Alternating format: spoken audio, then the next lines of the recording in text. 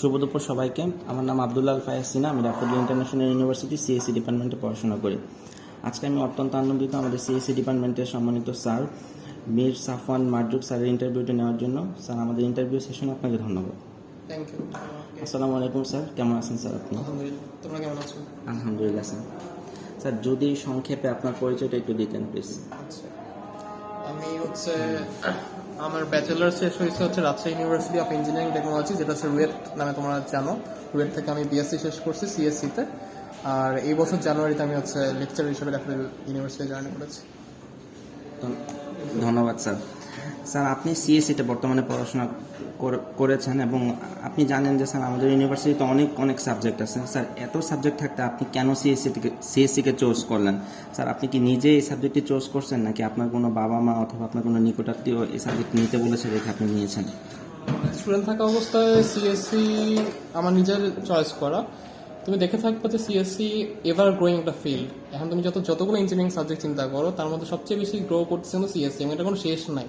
বেশ চলতেই থাকবে, বাড়তেই থাকবে, বা এটার ফিল্ড আরও বাড়তে থাকবে, সাব ফিল্ড আরও বাড়তে থাকবে। সো তোমার অপরচুনিটি অনেক বেশি হবে। মানুষ যেরকম এখানে বেশি, অপরচুনিটিও তোমার অনেক বেশি। সো এটা একটা কারণ ছিল যে আমার চয়েস করা, যে আমি সিএসসিতে পড়তে চাই। এবং তুমি দেখবা সিএসসিতে তুমি সব দিকেই যেতে পারো। তুমি ইঞ্জিনিয়ার হতে পারবা, তুমি যদি রেজাল্ট ভালো করো তুমি টিচার হতে পারবা ইউনিভার্সিটির, তুমি রিসার্চে যেতে পারবা, তুমি কোডিং অনেক পছন্দ হইলে তুমি হয়তো কোনো ইন্ডাস্ট্রিতে যেতে পারবা, ভালো গুগল, মাইক্রোসফট, আমরা যে ফ্যাং বলি, টপ যেসব কোম্পানিগুলো আছে সেগুলোতেও যেতে পারবা। সো সব অপরচুনিটি তোমার থাকে, যেটা অন্যান্য ইঞ্জিনিয়ারিং থাকে, বাট সিএসসিতে দেখবে অনেক বেশি থাকে। ধন্যবাদ স্যার এত সুন্দর মতামত দেওয়ার জন্য। স্যার, আপনি বর্তমানে সিএসসিতে ক্যারিয়ার করছেন। স্যার, এত দূর যে আপনি এতটা পথ পাড়ি দিয়েছেন, স্যার কে আপনাকে সবচেয়ে বেশি অনুপ্রাণিত করেছেন? এটা তো খুবই গাট ব্যথা কথা হয়ে যাবে, বাট স্টিল সবারই বাবা মা অনেক বেশি মোটিভেশনাল পার্সন হিসেবে কাজ করে। আমার ক্ষেত্রেও সেম। সবসময় বাবা মার কথা চিন্তা করে আমি এই পর্যন্ত আসতে পেরেছি, এবং আমি সবসময় চাই যে বাবা মার জন্য কিছু করতে, যতটুকু করছি আলহামদুলিল্লাহ করতে পারতেছি। ধন্যবাদ স্যার। স্যার, আপনি জানেন আমাদের সমাজে অনেক রকম সমস্যার সম্মুখীন হই স্যার, সেটা রাষ্ট্রীয় ক্ষেত্রে হোক, সামাজিক ক্ষেত্রে হোক, বা আপনার কর্মক্ষেত্রে। স্যার, আমরা যতটুকু আশা করি, হয়তো আশা করব না, কিন্তু হয়তো স্যার আপনি আপনার কর্মক্ষেত্রে বিভিন্ন ধরনের চ্যালেঞ্জের সম্মুখীন হচ্ছেন বা প্রতিনিয়ত হবেন সামনে। স্যার, আপনি এগুলো কিভাবে হ্যান্ডেল করছেন যদি আমাদের বলতেন? কিরকম একটু যদি স্পেসিফিক করো যে উদাহরণ। স্যার, যেমন বিভিন্ন ধরনের ঊর্ধ্বতন কর্মকর্তা বা আপনাদের কলিগ, স্যার বিভিন্ন ধরনের সমস্যা আপনি প্রতিনিয়ত হবেন বা হচ্ছেন। স্যার, সেগুলো কিভাবে চ্যালেঞ্জগুলো আপনি সমাধান করছেন? সব জায়গায় কিছু পলিটিক্স থাকে, কিছু সমস্যার সম্মুখীন হইতে হয়, সব সিস্টেমের মধ্যে এটা থাকে। যত বড় সিস্টেম তত বড় সমস্যা থাকবে, কিন্তু তুমি যদি সমস্যা দেখে ভয় পেয়ে পিছিয়ে যাও বা কাজ না করো, সেটা তোমার নিজেরই ক্ষতি আলটিমেটলি। সো তুমি চিন্তা করবা তুমি যতটুকু সবসময় যে পজিশনে আসো ওইখান থেকে আমি বেস্টটা চুজ করার ট্রাই করবো। যেমন গ্রিডি অ্যাপ্রোচ আমরা কি করি, যে পজিশনে আসি ওখান থেকে বেস্টটা নেওয়ার ট্রাই করি। যদি বেস্টটা যায় খুব ভালো, আমি যখনই যে পজিশনে থাকবো সেখান থেকে সবচেয়ে ভালোটা আমি যদি নিতে পারি, এটা আমার জন্য আর কি মনে হয় যে এটা ফিজিবল একটা অ্যাপ্রোচ। ধন্যবাদ স্যার। স্যার, আপনি জানেন না আমাদের বর্তমানে একটি খুবই জনপ্রিয় প্রযুক্তি হচ্ছে এআই বা আর্টিফিশিয়াল ইন্টেলিজেন্স। স্যার, এই এআইটি আমরা সিএসসি ক্ষেত্রে কি প্রভাব ফেলতে পারে বলে আপনি মনে করেন? সিএসসিতে অলরেডি এআই প্রভাব ফেলে দিচ্ছে অলরেডি, তোমরা দেখতেই পারবা। তোমাদের সবকিছুর মধ্যে এআই, এবং ড্যাফোডিল ইন্টারন্যাশনাল ইউনিভার্সিটি এআইকে অনেক বেশি প্রায়োরিটি দিচ্ছে। কয়েকদিন পর সেমিনার হয়, কয়েকদিন পর স্টুডেন্ট নিয়ে সেমিনার হচ্ছে, টিচার নিয়ে সেমিনার হচ্ছে, বিভিন্ন প্রোগ্রাম হচ্ছে। সো এআই সব জায়গায়। তুমি এখন যেমন তোমরা চ্যাট জিপিটির নাম শুনছো, এটাও একটা এআই। সব কিছুই এআই দেখা যাচ্ছে। আমরা এখন আর এআই ছাড়া চিন্তাই করতে পারতেছি না। কিছু না পারলে আমরা চ্যাট জিপিটি সার্চ করি, বা জেমিনি এআই সার্চ করি, বা যে কোনো কিছু সার্চ করতেছি, বা কোনো কিছু আমাদের রোবট তৈরি করতেছি, সব কিছু কিন্তু এআই।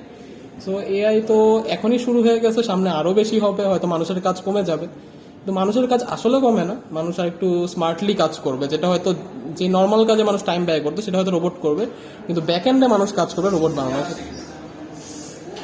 ধন্যবাদ স্যার। স্যার, আপনি জানেন যে আমাদের ইউনিভার্সিটিগুলোতে প্রতিনিয়ত সিএসসিতে স্টুডেন্ট বাড়ছে, নতুন অ্যাডমিট হচ্ছে। স্যার, যারা নতুন এই যে স্টুডেন্টগুলো ভর্তি হচ্ছে, বা অনেকে স্যার যেমন নতুন ভর্তি হচ্ছে, ঠিক সেই পরিমাণে আর কি স্যার গ্র্যাজুয়েশন করে বের হচ্ছে। স্যার, আপনি তাদের এই বিষয়ে কি পরামর্শ দিবেন বা দিতে চান?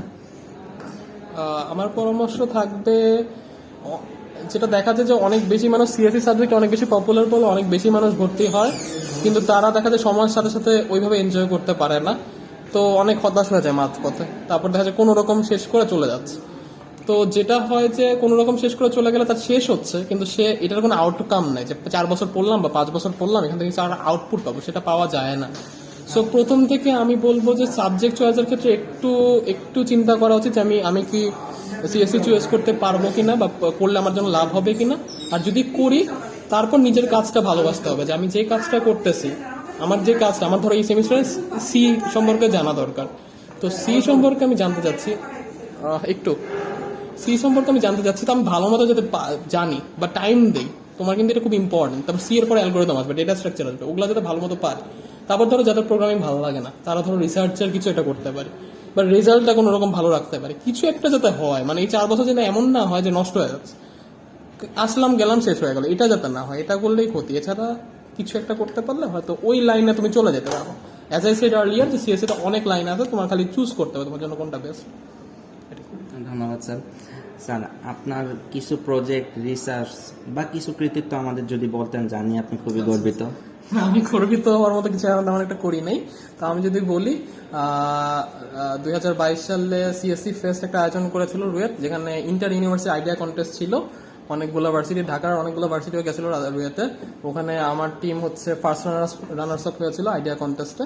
এছাড়াও তোমরা জানো কি না আমি জানি না, আইটি ইঞ্জিনিয়ার্স এক্সামিনেশন হয়, ITEE, যেটা জাপান থেকে অর্গানাইজ করে। জাপান হচ্ছে হোস্ট নেশন এবং সব দেশেই এটা হয়। IPA জাপান ওদের একটা অর্গানাইজেশন আছে যেটা এই প্রোগ্রামটা অ্যারেঞ্জ করে। এশিয়ার, সাউথ এশিয়ার প্রায় 8 থেকে 12টা দেশের মধ্যে এটা হয়। ওই এক্সামে আমি হচ্ছে ফুল পাস করছি। এটা খুবই রেশিও খুব কম থাকে পাস করার, তোমরা একটু খোঁজ নিয়ে জানতে পারবা। ওইটা আমার 2022 সালে ফুল পাস করা হয়েছে, এবং ওদের ওয়েবসাইটে আমার নাম আছে। অল্প কিছু মানুষই করে, তো প্রতি বছর দেখা যায় 8-10 জন 12 জন বাংলাদেশে ফুল পাস করার মধ্যে আমি একজন। আর রিসার্চের ব্যাপারে বলবো, আমার রিসার্চ থিসিসের রিসার্চ ফিল্ড ছিল হচ্ছে ভিডিও কম্প্রেশন। যে ভিডিও কম্প্রেশনের উপর আমার বেশ কিছু পেপার আছে, 2 থেকে 3টা কনফারেন্স পেপার আছে, এবং আমি একটা জার্নাল পেপার রেডি আছে, এটা আমি সাবমিট করব। আর সামনে এছাড়া এইটুকুই, এত অনেক বড় কিছু হয়ে যায় নাই। আশা করি সামনে ভালো কিছু করার ইচ্ছা আছে। ধন্যবাদ স্যার। স্যার, আপনি বর্তমানে সিএসসিতে কর্মজীবন পাড়ি দিচ্ছেন। স্যার, আপনার বর্তমান ও ভবিষ্যৎ পরিকল্পনা সম্পর্কে যদি একটু সংক্ষেপে বলতেন। আজকে একটা পোস্ট দেখতেছিলাম যে তোমার ভবিষ্যৎ পরিকল্পনা পুরোপুরি ফুলফিল না হলে কাউকে না জানার জন্য, এটা আমার কাছে ভালো লাগছে জিনিসটা। বাট স্টিল সিএসসিতে যেহেতু পড়তেছি এবং যেহেতু ইউনিভার্সিটি টিচার হয়েছি, অবশ্যই হায়ার স্টাডিজের একটা প্ল্যান আছে। ট্রাই করবো যে আমি ইউএসএতে আমার টার্গেট আছে যে হায়ার স্টাডিজ করে আবার ফিরে এসে যদি এখানে জয়েন করা যায়, এটা ইচ্ছা থাকবে যে মাস্টার্স কমপ্লিট করে আবার আসা, আবার এখান থেকে পিএইচডি করতে যাওয়া, আবার ফিরে আসা, এখানে সার্ভ করার ইচ্ছা আছে। এটাই। ধন্যবাদ স্যার। স্যার, আমরা জানি আপনি খুব বিজি, তারপরে এত ব্যস্ততার মাঝে আমাদের সময় দেওয়ার জন্য। আসসালামু আলাইকুম sir. Thank you so much.